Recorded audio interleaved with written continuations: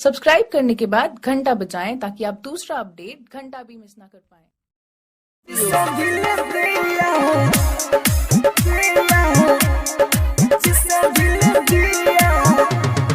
DJ Kanchan Raj Muzaffarpur. प्यारे पक्के हमसे मिलने कभी नहीं आती है, प्यारे पक्के हमसे मिलने कभी नहीं आती है। साला जिसे दिल दिया वही हमको रुलाती है, साला जिसे दिल दिया वही हमको रुलाती है। प्यारे पक्के हमसे मिलने कभी नहीं आती है, प्यारे पक्के हमसे मिलने कभी नहीं आती है। साला जिसे दिल दिया वही हमको रुलाती है, साला जिसे दिल दिया वही हमको रुलाती है।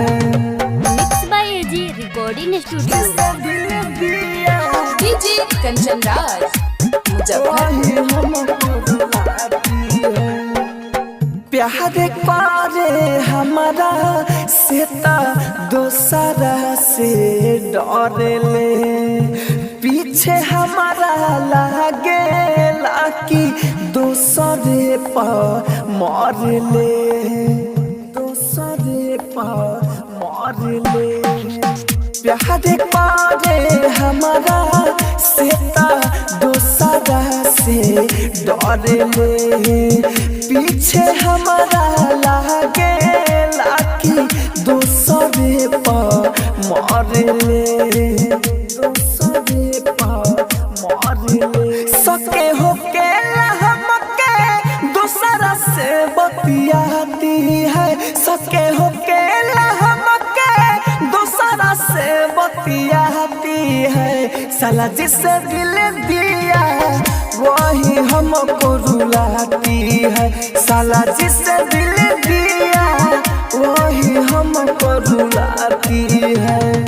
आप सुन रहे हैं एजी एंटरटेनमेंट की धमाकेदार डीजे प्रस्तुति। कंचन राज मुजफ्फरपुर। वही हमको रुलाती है।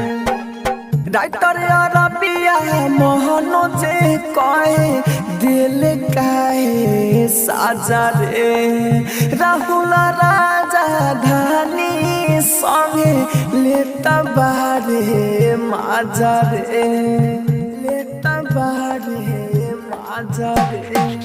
राइटर अरबिया मोहनो जे कहे दिल काहे साजा रे, राहुल राजा धानी संगे लेता बारे माजा रे, लेता बारे माजा रे। जब बोली तो हमके बतिये से वो पढ़ाती है, जब बोली तो हमके बतिये से वो पढ़ाती है।